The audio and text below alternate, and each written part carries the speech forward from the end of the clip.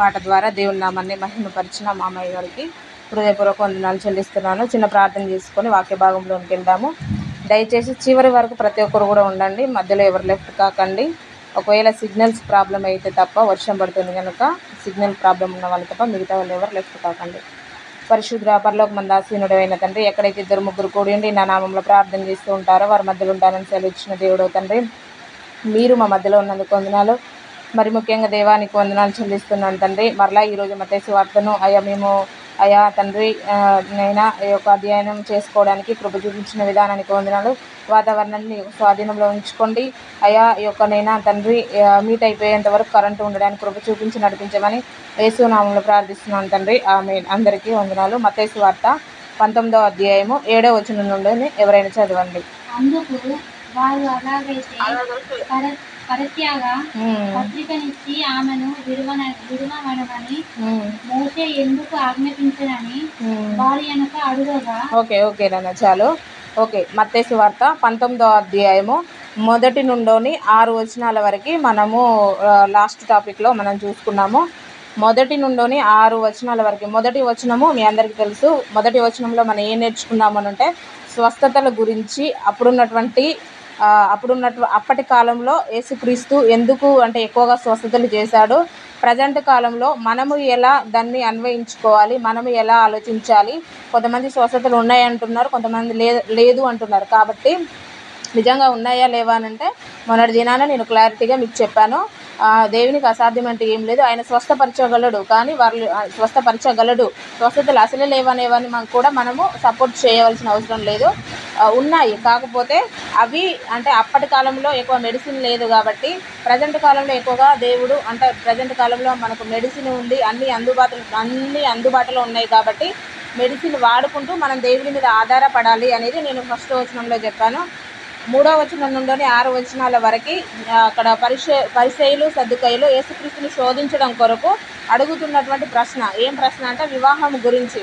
వివాహము అంటే ఒక వ్యక్తి అంటే వివాహం జరిగినటువంటి ఇద్దరు వ్యక్తులు వివాహము జరిగిన తర్వాత ఒకవేళ అంటే ఏదన్నా ఒక కారణాన్ని బట్టి ఆ యొక్క వ్యక్తిని విడనాడవచ్చా అంటే విడాకులు ఇవ్వవచ్చా అని వాళ్ళు యేసుక్రీస్తును వాళ్ళు వివాహం గురించి ఏదో జ్ఞానం నేర్చుకోవడం కొరకు వాళ్ళు అడగలేదు.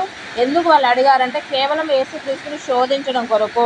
ప్రతిసారి కూడా వీళ్ళు యేసుక్రీస్తుని శోధిస్తూనే ఉన్నారు. అదేవిధంగా ఇక్కడ కూడా వాళ్ళు యేసుక్రీస్తుని శోధించడం కొరకు అడిగారు అనేది మనము ఎక్కడి నుంచొని 3వ వచనం నుండి 6 వచనాల వరకు మనం నేర్చుకున్నాము. ఈరోజు 7వ వచనాన్ని కనుక మనం చూసుకుంటే, అందుకు వారు అలాగైతే పరిత్యాగ పత్రికనిచ్చి ఆమెను విడనాడమని మోషే ఎందుకు ఆజ్ఞాపించనని వారు ఆయనను అడగగా. వాళ్ళు అడుగుతున్నారు. వాళ్ళు అడిగిన దానికి యేసుక్రీస్తు సమాధానాన్ని ఇచ్చాడు. ఏమని సమాధానాన్ని ఇచ్చాడు అని అంటే ఆఫ్టర్ మ్యారేజ్ తర్వాత అది ఒకవేళ దేవుని చిత్త ప్రకారంగా వాళ్ళు ఒకవేళ వివాహం జరిగితే వాళ్ళు విడిపోకూడదని దేవుడు చాలా క్లియర్గా చెప్పాడు మలాకి గ్రంథంలో. ఎందుకు అనంటే అది వివాహ బంధము అనేది దేవుని యొక్క ప్రణాళిక. ఆయన యొక్క ప్రణాళికలో వాళ్ళు ఎప్పటి వరకు కలిసి ఉండాలి అంటే చివరి వరకు కూడా కలిసి ఉండాలి. అది ఏ ప్రాబ్లం అయినా కూడా విడిపోవడం అనేది దేవుని చిత్తం కాదని చెప్పాడు. మనము లాస్ట్ టాపిక్లో ఒక ప్రవక్తనే దేవుడు వేశ్యను మ్యారేజ్ చేసుకోమని చెప్తాడు. అంటే ఒకవేళ అంటే వాళ్ళకున్నటువంటి కఠిన హృదయాన్ని బట్టి అంటే ఆయన వేశ్యనే మ్యారేజ్ చేసుకోమని దేవుడు చెప్పాడు అని అంటే వివాహము అనేది అంటే వాళ్ళిద్దరికి ముడిపడిన తర్వాత అది ఏ పాపమునైనా కూడా క్షమించే గుణం ఉంటే క్షమించవచ్చు. కానీ విడిచిపోవడం అనేది వాళ్ళిద్దరు విడిపోవడం అనేది దేవుని చిత్తము కాదని చెప్పిన తర్వాత మరలా వాళ్ళు అడుగుతున్నారు 7వ వచనంలో ఏమనంటే, అందుకు వారు అలాగైతే పరిత్యాగ పత్రికనిచ్చి ఆమెను విడనాడమని మోషే ఎందుకు ఆజ్ఞాపించనని వారాయనను అడగగా. మోషే పాత నిబంధనలో ఒక ఆజ్ఞ ఇచ్చాడు. ఏం ఆజ్ఞ ఇచ్చాడు అని అంటే ఒకవేళ వ్యభిచారం చేస్తూ పట్టబడితే, ఒక స్త్రీ వ్యభిచారం చేస్తూ ఉండగా ఒక స్త్రీ పెళ్ళి అయిన తర్వాత వేరే పురుషుడితోటి ఆమె పాపం చేస్తూ ఉండగా తన భర్త ఒకవేళ చూసిండనుకో, ఆ స్త్రీ పాపం చేస్తూ ఉండగా కనులారా చూస్తే ఆ స్త్రీని ఆ యొక్క భర్త ఒక పత్రికని ఇచ్చేసి ఈ అమ్మాయి పాపం చేస్తూ ఉండగా నేను డైరెక్ట్ చూశాను. సో కాబట్టి ఈమె ఏం చేస్తుంది, భర్త ఉన్నాక కూడా ఆమె వ్యభిచారం చేస్తుంది అంటే తప్పు చేస్తుంది. కాబట్టి ఆమె నాకు వద్దు అనేసి ఒక పత్రికను అంటే ఒక పేపర్లో ఒక లెటర్ రాసి ఈ అమ్మాయి అమ్మాయి పాపం చేస్తూ ఉండగా నేను కళ్ళారా చూశాను కాబట్టి ఈ అమ్మాయితోని ఉండడము నాకు ఇష్టం లేదు అనేసి ఒక పత్రికను రాసి ఆ అమ్మాయిని వదిలిపెట్టొచ్చు అని ఎవరు చెప్పారంటే మోషే గారు మనకి పాత నిబంధనలో చెప్పినట్టుగా ఉంటుంది.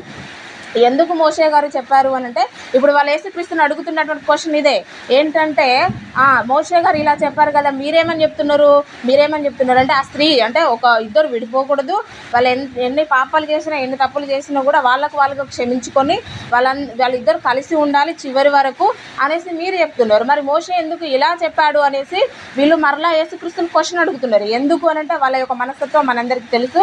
మరలా ఇక్కడ కూడా యేసుక్రీస్తు ఏమని చెప్తాడో, ఒకవేళ యేసుక్రీస్తు రైట్ చెప్తాడా రాంగ్ చెప్తాడా, ఒకవేళ ఇందులో నుండి ఏదైనా ఒక మిస్టేక్ను వెతకడం కొరకు ఒకవేళ అతడు ఒక మోషే ధర్మశాస్త్రాన్ని మీరు పాటించకూడదు అని అంటే, నువ్వు ధర్మశాస్త్రాన్ని నెరవేర్చట్లేవు కాబట్టి నువ్వు అంటే క్రీస్తువు కాదు అనేసి ఇలా వాళ్ళు ఏదైనా ఒక దగ్గర ఇరికియడం కొరకు ఈ యొక్క క్వశ్చన్ను వాళ్ళు అడిగారు. అందుకు యేసుక్రీస్తు మరలా కింద 8వ వచనంలో వారికి సమాధానాన్ని ఇస్తున్నాడు. ఏమనంటే, ఆయన మీ హృదయ కాఠిన్యమును బట్టి మీ భార్యలను విడనాడ మోషే సెలవిచ్చను కానీ ఆది నుండి అలాగూ జరగలేదు. మోషే ఒక ఆజ్ఞని ఇచ్చాడు. మోషే ఇచ్చినటువంటిది ఏంటిది అంటే, జస్ట్ ఇప్పుడు మనకి ఒక కాలేజీలో పిల్లలందరూ కూడా క్రమశిక్షణతో ఉండాలి అని అంటే కాలేజీలో కొన్ని రూల్స్ అండ్ రెగ్యులేషన్స్ పెడతారు. ఏమని అంటే, స్కూల్లో ఇప్పుడు లంచ్ బెల్ ఉంటుంది. ఒకసారి క్లాస్ తీసుకోగానే మళ్ళీ ఇంకోసారి ఎంటర్ కావాలి అని అంటే అక్కడ వాళ్ళకు బెల్ కొడతారు. లేకపోతే టైం టు టైము వాళ్ళు అంటే ఒక క్రమ పద్ధతిలో స్కూల్స్ కానీ కాలేజెస్ కానీ నడిపిస్తూ ఉంటారు. అదేవిధంగా అప్పటి కాలంలో వాళ్ళు చేసేటువంటి విచ్చలవిడితనాలు, వాళ్ళకు భార్యలు ఉండగా కూడా ఇతరులతో పాపం చేయడము, లేకపోతే వాళ్ళకు భార్యలు ఉండగా కూడా ఇతరులను పెళ్ళిళ్ళు చేసుకోవడము, అలా ఏంటంటే అక్కడ క్రమ పద్ధతి లేకుండా ఒక కుటుంబానికి ఉండాల్సినటువంటి క్రమ పద్ధతి లేదు. ఒక కుటుంబాన్ని దేవుడు ఎలా చూడాలి అనుకుంటున్నాడు అని అంటే, దేవుడు అసలు కుటుంబ వ్యవస్థని భూమి మీద ఎందుకు తీసుకొచ్చాడు అని అంటే, ఆయన పిల్లల్ని ఆయన పిల్లని మనందరం కూడా ఆయన పిల్లలము కాబట్టి ఇప్పుడు ఆయన పిల్లలు ఎక్కువగా కావాలి అని అంటే ఒక కుటుంబ వ్యవస్థ ఏర్పడాలి.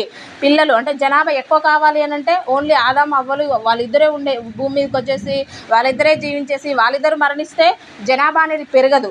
సో కాబట్టి జనాభా పెరగాలి, ఆయన పిల్లలు విస్తరించబడాలి, ఆయన పిల్లలు ఎక్కువ కావాలి, ఆయన జనాంగము భూమి మొత్తం నిండాలి, వాళ్ళందరూ కూడా ఆయన స్తుతిస్తూ ఉండే ఆయన చిత్త ప్రకారంగా తన బిడ్డలు వెళ్తూ ఉంటే ఆయన చూసి సంతోషించాలి అనేసి దేవుడు ఒక ఈ యొక్క వ్యవస్థను ఏర్పరిచి వాళ్లకు సంతానాన్ని ఇస్తూ, ఆ సంతానం నుండి ఇప్పుడు ఈ సంతానాన్ని ఇస్తున్నాడు, ఆ సంతానం కూడా దేవుని యొక్క ప్రణాళిక చొప్పున ఆ పిల్లలు పెరగాలి.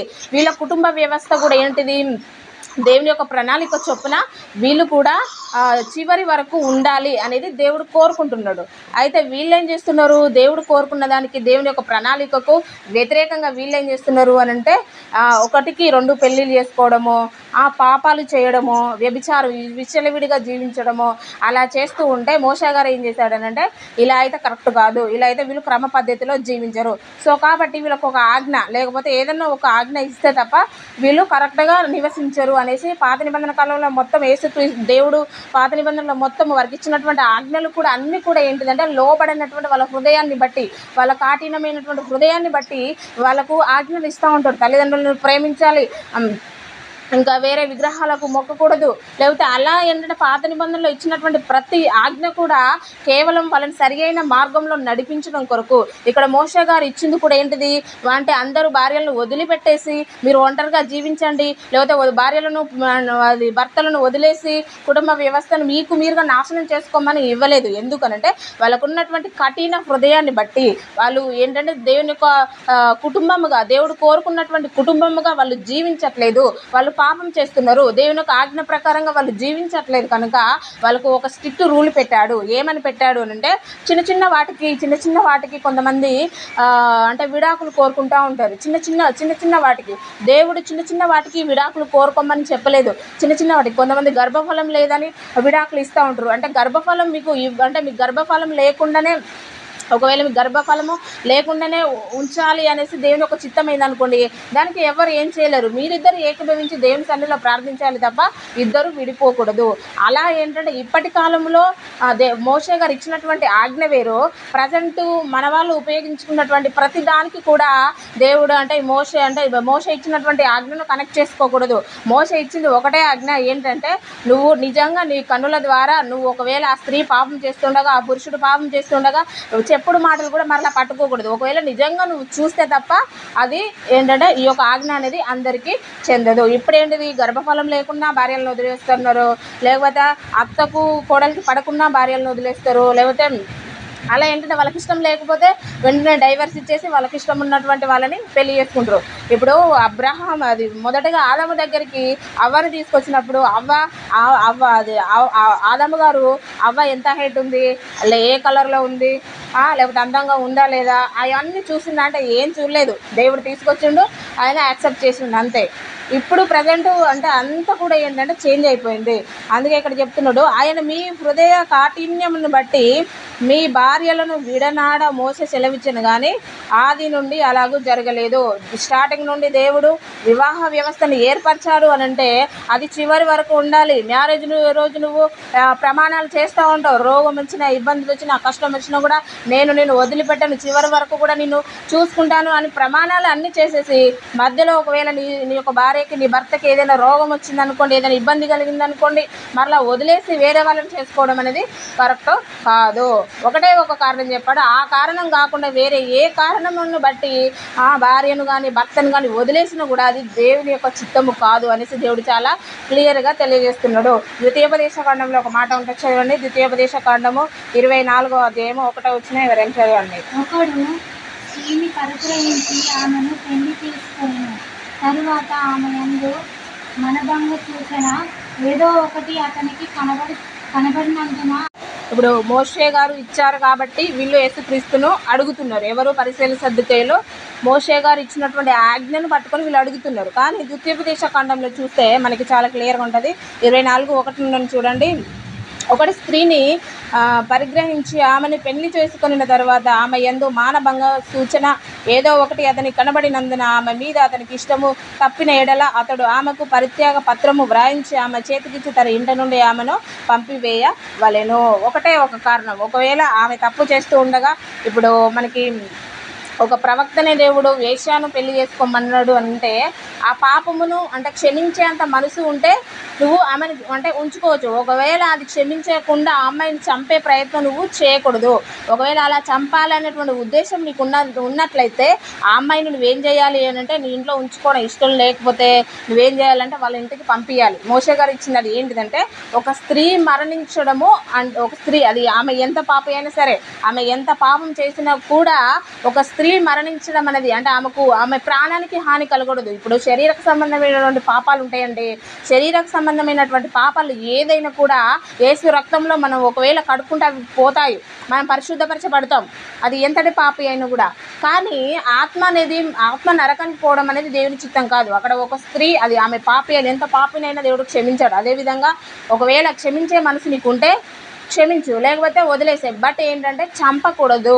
ఒక వ్యక్తి అంటే చనిపోతాడు అనేటువంటి ఉద్దేశం చేత అలాంటివి జరగకూడదు అనేసి ముందే మోషే గారు ఈ యొక్క మాటను అంటే వాళ్ళ కఠిన హృదయాన్ని బట్టి వాళ్ళకి ఒకవేళ స్త్రీ మీద ఏదో ఒక తప్పు మోపేసి ఆమెను వదిలేయాలన్నటువంటి ఉద్దేశం ఉండి వేరే ఆమెను పెళ్లి చేసుకోవాలన్నటువంటి ఉద్దేశం ఎవరికైనా ఉందనుకోండి, ఓన్లీ ఈ రీజన్ తప్ప ఇంకొక ఏ రీజను ఒకవేళ వాళ్ళు ముందు పెట్టినా కూడా అది దేవుని యొక్క చిత్తమో కాదు. ఓన్లీ ఒకటే రీజన్, ఆ రీజన్ తప్ప ఇంకా వేరే ఏ రీజన్ అదైనా కూడా ఇద్దరు ఇష్టపూర్వకంగా, ఒకవేళ అమ్మాయికి అబ్బాయితో ఉండాలని ఒకళ్ళు ఇష్టం ఉన్నదనుకోండి, ఆ అబ్బాయి మనస్ఫూర్తిగా క్షమించవచ్చు.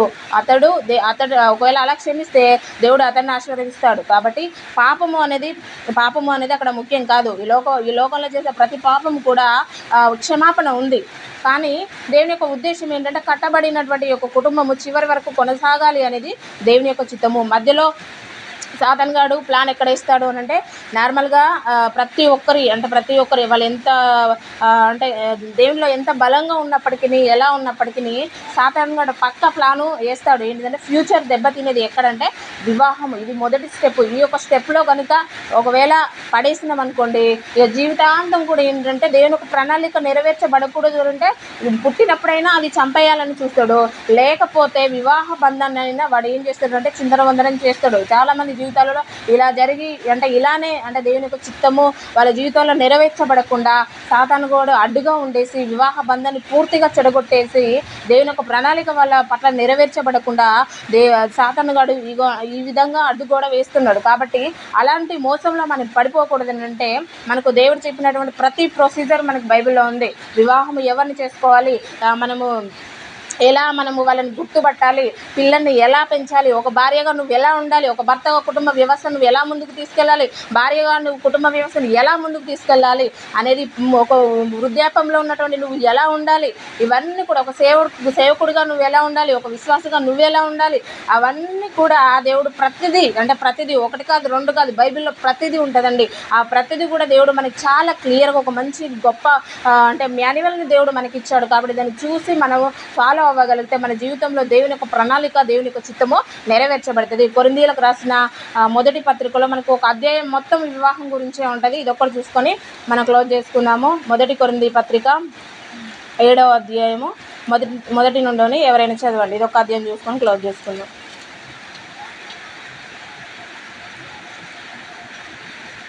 మీరు రాసిన విషయము స్త్రీని ముట్టకుండుట పురుషునికి మేలు అయిన ప్రతివానికి సొంత భార్య ఉండవలెను, ప్రతి స్త్రీకి సొంత భర్త ఉండవలెను. భర్త భార్యకును అలాగనే భార్య భర్తకును వారి ధర్మము నడపవలెను. భర్తకే గాని భార్యకు తన దేహంపైన అధికారము లేదు, అలాగన భార్యకే గాని భర్తకు తన దేహం పైన అధికారము లేదు. ప్రార్థన చేయుటకు మీకు సావకాశము కలుగునట్లు కొంతకాలం వరకు ఉదయం సంబంధి చొప్పున తప్ప ఒకరినొకరు ఎడబాయకుడి. మీరు మనసు నిలుపుగా పోయినప్పుడు సాధారణ శోధింపకున్నట్టు తిరిగి కలుసుకోండి. ఓకే నాన్న, చాలు నాన్న, చాలు. 7వ వచనం నుండి 7వ అధ్యాయము మొదటి వచనం నుండి ప్రతి ఒక్కరు కూడా చూడండి. ఈ యొక్క అధ్యాయం మొత్తం కూడా మీరు తర్వాత కూడా చదువుకోండి. ఎవరైతే వివాహాలు కాకుండా ఉన్నారో, వివాహాలు అయిన వాళ్ళు కూడా కుటుంబంలో ఎలా ఉండాలి అనేది ఉంటుంది. వివాహము కాని వాళ్ళు కూడా కొన్ని స్టెప్స్ దేవుని యొక్క ప్రొసీజర్ను దేవుడు ఇచ్చినటువంటి బైబిల్లో ఇచ్చినటువంటి ప్రొసీజర్ను కనుక ఫాలో అయితే మీరు మీ యొక్క వివాహ వ్యవస్థను దేవుని యొక్క ప్రణాళికలో మీరు ముందుకు తీసుకెళ్తారు. ఒకవేళ దేవుని ప్రణాళిక మీ యొక్క వివాహ జీవితంలో సాతాన్ గాడు ఒకవేళ అక్కడే కనుక మిమ్మల్ని పట్టేసినట్లయితే మీ జీవితం మొత్తం కూడా ఏంటంటే చిందరవందరంగా ఉంటుంది. మీరు అనుకున్నవి ఏవి కూడా మీ జీవితంలో నెరవేర్చబడవు. ఒకవేళ మీరు ఆత్రంగా చేసుకున్నా కూడా ఆ తర్వాత మరలా కోట్ల చుట్టూ తిరగాల్సి వస్తుంది. సో కాబట్టి అదంతా ఎందుకు, ఫస్ట్ దేవుని యొక్క ప్రణాళిక ఏంటి, ఆయన ఇచ్చినటువంటి ప్రొసీజర్ ఏంటి అనే బైబిల్లో చాలా క్లియర్గా ఇచ్చాడు. కాబట్టి మనం కొంచెం టైంను ఉపయోగించి చదువుకొని దాని ప్రణాళిక ప్రొసీజర్ని నార్మల్గా మనము దానికంటే ఒక స్టెప్స్ ఉంటాయి. ప్రొసీజర్స్ అంటే ఇప్పుడు మాకు ఎక్కువ నర్సింగ్ స్టూడెంట్స్కి ఎక్కువగా ఉంటుంది. ఆ ప్రొసీజర్ మనకి ఎట్లా ఫాలో అవ్వాలి, స్టెప్స్ ఉంటాయి. అవన్నీ కూడా ఫాలో అయితే కరెక్ట్గా ట్రీట్మెంట్ అనేది ఇవ్వగలుగుతాం. అదేవిధంగా దేవుడు ఇచ్చినటువంటి ఈ యొక్క ప్రతిదీ ఇదన్నీ కూడా ఏంటంటే మనకి ఇచ్చినటువంటి దేవుడు ఇచ్చినటువంటి మాన్యువల్, దాంట్లో ఉన్నటువంటి ప్రొసీజర్స్ ఇవన్నీ కూడా మనం చక్కగా ఫాలో అవ్వగలిగితే మన జీవితంలో ఏది కూడా ఇలాంటి మిస్టేక్స్ అనేవి ఇలాంటి మిస్టేక్స్ జరిగి విడిపోయిన వాళ్ళు కూడా చాలామంది ఉన్నారు. కాబట్టి అలా యవనస్తులు అయితే ఎవరైతే ఉన్నారో వాళ్ళకి అలాంటి మిస్టేక్స్ జరగకుండా ముందే మీరు వాక్యాన్ని చదువుకొని దాని ప్రకారంగా మీ యొక్క వివాహ వ్యవస్థను ముందుకు తీసుకెళ్ళండి. ఒకసారి చూడండి. మీరు వ్రాసిన వాటి విషయము స్త్రీని ముట్టకుండుట పురుషునికి మేలు అయినను జారత్వంలో జరుగుతున్నందున ప్రతి వానికి సొంత భార్య ఉండవలను. క్లియర్గా చెప్పాడు ఏంటంటే ఒక స్త్రీని నీకు వివాహం జరగక ముందుకు ఒక స్త్రీని నీవు ముట్టకూడదు అని అయినను జారత్వంలో జరుగుతున్నందున ప్రతి వానికి, ఒకవేళ ఇప్పుడు నార్మల్గా ఇప్పుడే కానీ అప్పుడే కానీ ఎప్పుడైనా కూడా అసలు వివాహము చేసుకుంటే చాలా కష్టాలు ఉంటాయి, ఇబ్బందులు ఉంటాయి, అదంతా వేరే ప్రాసెస్ ఉంటుంది అని ఒకవేళ చెప్పేసి వివాహం చేసుకోకుండా ఉండండి అని చెప్తే ఎవరైనా ఉంటారా అంటే ఎవరు ఉండరు. కొంతమంది మాత్రమే దేవుని యొక్క పరిచర్లో ఒకరు ఉండాలి అనుకున్న వాళ్ళు ఉంటారు. సో కాబట్టి అలా చేసుకోకుండా ఉండి నేను పరిశుద్ధంగా ఉంటాను అంటే ఉండవచ్చు. వివాహం చేసుకోవడం చేసుకోకపోవడం అనేది మన మీదనే ఆధారపడి ఉంటుంది. వివాహం చేసుకోకుండా నేను ఎటువంటి తప్పు చేయకుండా నా చూపు ద్వారా, మాట ద్వారా, నడక ద్వారా, తలంపుల ద్వారా, ఆలోచనల ద్వారా కానీ ఎటువంటి పాపం చేయకుండా నేను పరిశుద్ధంగా ఉంటాను అనుకుంటే చేసుకోకపోవడమే బెటర్. ఒకవేళ మనము చేసుకోకుండా మరలా తప్పు చేసామనుకోండి, అది జారత్వం కిందకు వస్తుంది. సో కాబట్టి ఇక్కడ అందుకే చెప్తున్నా, అయినను జారత్వంలో జరుగుతున్నందున ప్రతి వానికి సొంత భార్య ఉండవలెను, ప్రతి స్త్రీకి సొంత భర్త ఉండవలెను.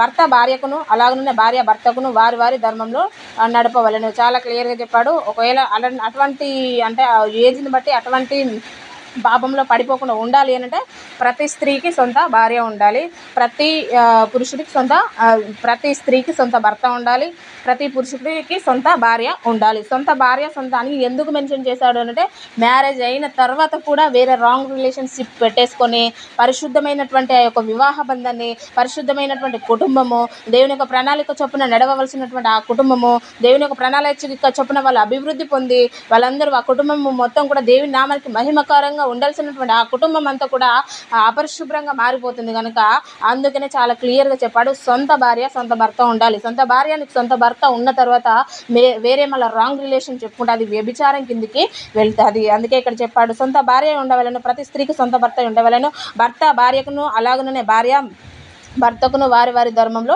నడపవలను. ఒక భార్యగా నువ్వు చేయాల్సినటువంటి వర్క్స్ అన్నీ కూడా సంపూర్ణంగా నువ్వు కుటుంబంలో జరిపించాలి. ఒక భర్తగా నువ్వు చేయాల్సినటువంటి వర్క్స్ అన్నీ కూడా నీ యొక్క బాధ్యతలన్నీ కూడా నువ్వు నెరవేర్చాలి. ఇప్పటి కాలంలో ఏముంది అంటే భార్య చేసే వర్క్స్ అన్నీ కూడా కొంతమంది అంటే వంట పనులు కూడా చెప్తా ఉంటారు. కాబట్టి అలా దేవుడు చేయమని చెప్పలేదు. నీకు దేవుడు ఏదైతే నియమించి గృహ పరిపాలన ఎవరు చేయాలి అని అంటే గృహంలో ఉన్నటువంటి ప్రతిదీ వర్క్స్ అన్నీ కూడా ఎవరు భార్యని చూసుకోవాలి. కుటుంబంలో ఏదైతే ఆర్థికంగా ఇబ్బందులు ఉన్నాయో, ఏదైతే తెచ్చిపెట్టాల్సి ఉందో అవన్నీ బాధ్యతలు కూడా ఎవరు తీసుకోవాలి అంటే భర్త తీసుకోవాలి. అలా ఏంటంటే ఎవరి బాధ్యతలు వాళ్ళకు ఉన్నాయి కనుక ఎవరి బాధ్యతలు వాళ్ళు సక్రమంగా తీసుకుంటూ ఒకవేళ ఇద్దరి మధ్యలో మొన్నటి దినాన్ని చెప్పుకున్నాము, ఎందుకు గొడవలు ఎక్కువగా వస్తాయంటే వాళ్ళ తల్లిదండ్రులు ఏదో ఒకటి అమ్మాయికి నేర్పించడం, అబ్బాయి తల్లిదండ్రులు ఏదో ఒకటి అమ్మాయికి నేర్పించడం వల్ల ఏమవుతుంది అంటే వాళ్ళ తల్లిదండ్రుల మాట వాళ్ళు వినేసి, వీళ్ళ తల్లిదండ్రుల మాట వీళ్ళు వినేసి ఇద్దరి మధ్యలో గొడవలు అవుతుంటాయి. కాబట్టి అలా గొడవలే విడిపోవడం అనేది ఏమి చిత్తం కాదు. వాళ్ళు చెప్పింది వినేసి, వీళ్ళు చెప్పింది వినేసి ఏదైతే మేలు ఉందో, ఏదైతే అంటే దాంట్లో ఏదైతే సమాధానకరమైనటువంటి మాటలు ఉన్నాయో అవి మాత్రమే తీసుకొని వాటిని మాత్రమే కుటుంబంలో అప్లై చేసుకొని అలా ముందుకు వెళ్ళాలి అనేసి దేవుడు చెప్తున్నాడు. మరొకసారి చూడండి, భర్త భార్యకును అలాగే భార్య భర్తకును వారి వారి ధర్మాలు నడపవలెను. భర్తకే కానీ భార్యకు తన దేహం పైన అధికారం లేదు, అలాగున భార్యకే కానీ భర్తకు తన దేహం పైన అధికారము లేదు. ప్రార్థన చేయటకు మీకు సవావకాశము కలుగుటకు కొంతకాలం వరకు ఉభయల సమ్మతి చొప్పుననే తప్ప ఒకరినొకరు ఎడబాయకుడి. చాలా క్లియర్గా చెప్పారు. ఒకరి దేహం పైన ఒకరికి అధికారం అనేది లేదు. ఎందుకు అనంటే మీరిద్దరు కూడా ఏక శరీరం అంటే మీ యొక్క ఆలోచనలు, మీ యొక్క మాటలు, మీ యొక్క అంటే అన్నీ కూడా ఏంటంటే ఏకముగా ఉండాలి. మీ యొక్క ఆలోచనలు, మీ యొక్క మాటలు. ఏక శరీరం అంటే మీరు వేరేలాగా అర్థం చేసుకోకుండా, వాక్యాన్ని తప్పుగా అర్థం చేసుకోకూడదు. ఏక శరీరం అంటే వాళ్ళ యొక్క ఆలోచనలు, వాళ్ళ కుటుంబాన్ని ఎలా నడిపించాలి అనేది అవన్నీ కూడా ఏంటంటే కలిసిపోయి ఉండాలి. అమ్మాయి ఒకటి చేస్తానంటే అబ్బాయి ఇంకొకటి చేస్తానంటే అక్కడ ఏమవుతుందంటే గొడవ అవుతుంది. కాబట్టి అలా కాకుండా మీరిద్దరు ఈవెన్లీ ప్రేయర్ విషయంలో కూడా మీరు ఏకంగా ఉండాలి. అంటే ప్రేయర్ విషయంలో కూడా ఇద్దరు కలిసికట్టుగా ఉండాలి అనేసి దేవుడు క్లియర్గా తెలియజేస్తున్నాడు. అంటే ఆలోచనలు కానీ, కుటుంబాన్ని నడిపించే విధానాలు కానీ కొంతమంది ఏంటిది వాళ్ళ తల్లిదండ్రులు వస్తే ఒక విధంగాను, వీళ్ళ తల్లిదండ్రులు వస్తే అమ్మాయి వాళ్ళ తల్లిదండ్రులు వస్తే ఒక విధంగా చూసుకుంటుంది, అబ్బాయి నుండి ఎవరైనా చిన్నకి సరిగ్గా చూసుకోదని ఇలా కూడా గొడవలు అవుతూ ఉంటాయి. కాబట్టి ఒక కుటుంబాన్ని నువ్వు కరెక్ట్గా పరిపాలన చేసే స్త్రీగా నువ్వు ఉండాలి అంటే ఇద్దరిని సమానంగా చూసుకోవాలి. ఇద్దరిని సమానంగా చూసుకుంటూ సరైన రీతిలో దేవుని యొక్క మాట ప్రకారంగా కుటుంబాన్ని ముందుకు తీసుకెళ్ళగలిగితే ఎటువంటి గొడవలు ఉండవు. ప్రార్థన చేయటకు మీకు సవావకాశం కలిగినట్లు కొంతకాలం వరకు ఉభయల సమ్మతి చొప్పుననే తప్ప ఒకరినొకరు ఎడబాయకూడదు. ఏది ఏమైనప్పటికీ ఇటువంటి డిస్టర్బెన్సెస్ కుటుంబంలో చాలా వస్తాయి. ఒక కుటుంబం కట్టబడాలి అంటే ఇప్పుడు ఒక అమ్మాయి ఎవరో తెలియనటువంటి వ్యక్తి ఒక అమ్మాయి ఒక కుటుంబంలో చేరుకున్నదంటే ఆ అమ్మాయిని అర్థం చేసుకోవడానికి చాలా టైం పడుతుంది. ఎందుకనంటే ఆ అమ్మాయి పెరిగినటువంటి వాతావరణం వేరు, ఈ అబ్బాయి పెరిగినటువంటి వాతావరణం వేరు. సో కాబట్టి వాళ్ళిద్దరి మధ్యలో కొంచెం వీళ్ళని వాళ్ళు అర్థం చేసుకోవడానికి కొంత టైం పడుతుంది. ఆ టైం పట్టేంత వరకు కూడా మీరు ఏంటంటే ఓపికతో ఉంటూ ఎడబాసేటువంటి ప్రయత్నాలు మాత్రం చేయకూడదు అనేసి తెలియజేస్తున్నాడు. మరలా ఒకసారి చూడండి, అలాగే భార్యకే కానీ భర్తకు తన దేహం పైన అధికారం లేదు. ప్రార్థన చేయడం మీకు సవావకాశం కలిగినట్లు కొంతకాలం వరకు ఉభయల సమ్మతి చొప్పుననే తప్ప ఒకరినొకరు ఎడబాయని. మీరు మనస్సు నిలుపుకోపోయినప్పుడు సాతాను మిమ్మల్ని శోధింపకుండానట్లు తిరిగి కలుసుకున్నది. ఇది నా హితోపదేశమే కానీ ఆజ్ఞ కాదు. మనుషులందరూ నా వలె ఉండగూర్చున్నను. అయినను ఒకడొక విధమును, మరి ఒకడు విధమును, ప్రతి మనుషుడు తనకున్న కృపావరులను దేని వల్ల పొంది ఉన్నారు. నా వలె నుండుట వారికి మేలని పెళ్లి కాని వారితోనూ విధవరాలతోనూ చెప్పుచున్నాను. అయితే అపొస్తలుడైన పౌలు చెప్తున్నాడు ఏంటంటే, ఒకవేళ వివాహం చేసుకుంటే కింద మనకి ఇదే అపొస్తలుల కార్యంలో 19లో ఉంటుంది. అసలు అంటే వాళ్ళంటారు పరిచయాలు అలా అయితే అసలు మ్యారేజ్ చేసుకోకుండా ఉండడమే బెటర్ కదంటే పౌలు గారు కూడా అదే అండి, చేసుకోకపో ఉండడమే. అంటే అందరూ చేసుకోకూడదని చెప్పట్లేదు. దేవుడే నియమించాడు. దేవుని యొక్క పిల్లలు ఈ భూమి మీద విస్తరించాలి. ఇప్పుడు మ్యారేజ్ చేసుకున్న తర్వాత వాళ్ళ పిల్లలు కలుగుతారు. ఆ పిల్లలు ఎవరు అంటే వాళ్ళ పిల్లలుగా వాళ్ళని శిక్షణలో పెంచడం కొరకు దేవుడు ఇచ్చినటువంటి గిఫ్ట్ మాత్రమే వాళ్ళకి. కానీ ఆ పిల్లలు ఎవరు అని అంటే దేవుని పిల్లలు. చాలామంది నా బిడ్డ, నా కొడుకు, నేను చెప్పినట్టే వినాలి, వాడు వాక్యం చదవకపోయినా పర్లేదు, చర్చికి పోకపోయినా పర్లేదు, నేను మంచిగా వాడికి తిండి పెట్టేసి మంచిగా చదివించి ఒక లాయర్, ఇంజనీర్ చేసే వాడు డబ్బులను తెచ్చి నా కాళ్ళ దగ్గర పోయాలి అనేసి మనం ఆలోచిస్తాం. కానీ ఒకటి గుర్తుపెట్టుకోవాలి, నీకు ఇచ్చినటువంటి పిల్లలు నీ పిల్లలు కాదు. నీకు ఇచ్చినటువంటి పిల్లలు ఎవరి పిల్లలు అంటే వాళ్ళు దేవుని పిల్లలు. వాళ్ళని నువ్వు దేవుని కోసమే పెంచాలి. వాళ్ళకి తిండి పెట్టకపోయినా పర్లేదు, కానీ వాళ్ళని దేవుని కోసమే పెంచాలి. వాళ్ళు దేవుని పిల్లలు. ఆయన తన పిల్లల్ని ఈ భూమి మీద విస్తరించ చేయడం కొరకు దేవుడు నిన్ను వాడుకున్నాడు అంతే. జస్ట్ నీ గర్భంలో వారిని పుట్టించాడు, నీకు ఒక గిఫ్ట్గా వాళ్ళని ఇచ్చాడు. వాళ్ళని గిఫ్ట్గా ఇచ్చినప్పుడు నువ్వేం చేయాలి? నమ్మకంగా. అందుకే దేవుడు కోపం వచ్చి కొంతమంది పిల్లల్ని కూడా ఇవ్వడు. ఎందుకు అనంటే నమ్మకంగా పిల్లల్ని దేవుని కొరకు పెంచాలి. మనం ఏం చేస్తున్నాం, వాడు ఈ లోకంలో ఏదైనా చిన్న దెబ్బ తాకింది అనుకోండి, వాడి కోసం విలవిలలాడిస్తాం. కానీ వాడు తాగినా తిరిగినా, అమ్మాయిలతో పాటు తిరిగినా, వాడు నరకానికి పోయినా పర్లేదు. చనిపోయిన తర్వాత వాడి ఆత్మకి ఎంత పెద్ద హాని జరిగినా పర్లేదు, వాడు నరకంలో పడ్డా పర్లేదు. కానీ శారీరకంగా ఏదైనా సమస్య వస్తే మనం అల్లాడిపోతాం. కానీ వాడు ఆత్మ నరకానికి నువ్వే పంపిస్తున్నావు. ఆయన నీకు ఇచ్చినటువంటి గిఫ్ట్ నువ్వే పాడు చేస్తున్నావు. కాబట్టి ఎవరు అలా ఉండకూడదు. నీకు ఇచ్చినటువంటి పిల్లలు ఎవరి పిల్లలు అంటే దేవుని పిల్లలు. ఆయన పిల్లలు ఈ భూమి మీద విస్తరించడం కొరకు నీ గర్భాన్ని దేవుడు ఉపయోగించుకొని ఆయన సొత్తులు నీకు ఇస్తే ఆ సొత్తుని తీసుకుపోయి నువ్వు నరకంలో పడేస్తున్నావు.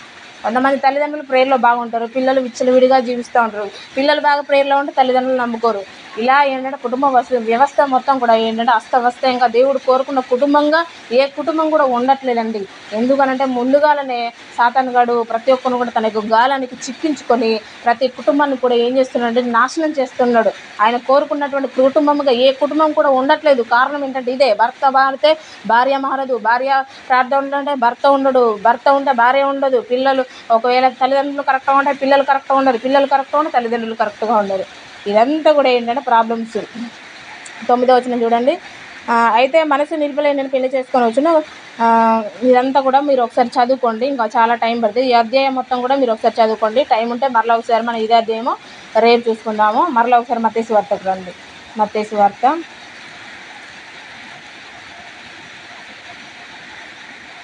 9వ వచనం చూడండి. మరియు వ్యభిచారం నిమిత్తమే తప్ప తన భార్యను విడనాడి మరి ఒకతను పెళ్లి చేసుకున్నవాడు వ్యభిచారము చేయుచున్నాడని, విడనాడబడిన దాన్ని పెళ్లి చేసుకున్నవాడు వ్యభిచారము చేయుచున్నాడని మీతో చెప్పుచున్నాడని వారితో నేను.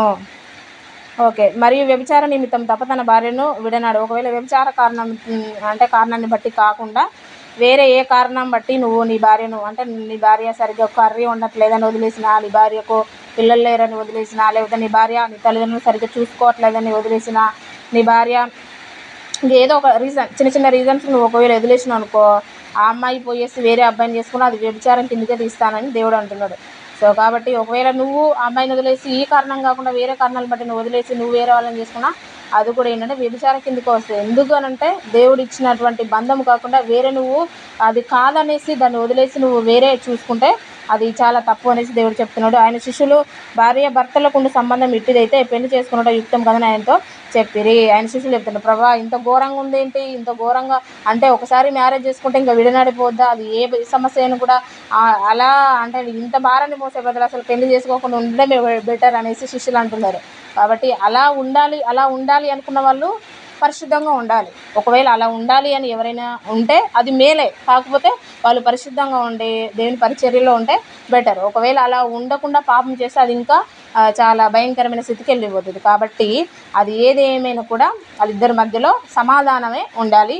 సమాధానంగా కుటుంబాన్ని నడిపిస్తూ దేవుడు కోరుకున్న విధంగా వారు ఉండాలి అనేది దేవుని యొక్క ప్రణాళిక. 10 వచనాల వరకు కుటుంబంలో ఎలా అంటే కుటుంబము భార్యాభర్తల మధ్యలో వివాహం జరగని వారికి ఒకవేళ భార్యాభర్తలు ఎవరైతే ఉన్నారో వాళ్ళందరూ కూడా ఏంటంటే కుటుంబ వ్యవస్థను దేవుని చిత్త ప్రకారంగా ముందుకు తీసుకెళ్తూ వాళ్ళకి ఇచ్చిన పిల్లల్ని దేవుని చిత్త ప్రకారంగా పెంచుతూ వాళ్ళు ఇప్పుడు 100 మంది పిల్లలు ఉన్నారండి. 100 మంది పిల్లలు ఉండి రక్షణ లేకుండా వాళ్ళు మరణించినా, రక్షణ లేకుండా పిల్లలు మరణించినా కూడా వృధానే. ఎందుకు దేవుడు నీకు పిల్లల్నిచ్చి కూడా వృధానే కదా. నన్ను అడిగితే పిల్లలు లేకుండా నిత్య జీవనానికి వెళ్ళే వాళ్ళు బెటర్. ఎందుకంటే పిల్లల్ని ఇచ్చి కూడా నీ పిల్లల్ని సరైన రీతిలో పెంచుకుంటే అది బాధాకరం కదా. నీ పిల్లలకి ఈ లోకంలో కావాల్సినవన్నీ ప్రొవైడ్ చేసి వాళ్ళని నరకాన్ని పంపిస్తే వృధా అంటే దానివల్ల ప్రయోజనం ఏముంది. ఒకళ్ళు ఇవ్వలేదనుకోండి, ఇవ్వకపోతే ఆ ప్రాబ్లం అనేది ఉండదు. సో కాబట్టి ఇవ్వని వాళ్ళకి అంటే ఇవ్వకూడదని నేను చెప్పట్లే, కాకపోతే చెప్తున్నా ఇచ్చిన వాళ్ళైనా కూడా కరెక్ట్గా పెంచాలి. కరెక్ట్గా పెంచితేనే దేవుడు ఇస్తాడు. కాబట్టి ప్రతి ఒక్కరు కూడా వివాహం అయిన వాళ్ళు కానీ కాని వాళ్ళు కూడా అయినా కాని వాళ్ళు అందరూ కూడా ఏంటంటే దేవుని మాటకు లోబడి జీవించడం అనేది బెటరు. మిగతాది మనం రేపు కంటిన్యూ చేసుకుందాము. దేవుడి వాక్యం హృదయంలో ఫలింపచేయను గాక. మిగతా సెక్షన్ మన మధ్యలోనే విజయ సిస్టర్ గారు నడిపిస్తారు.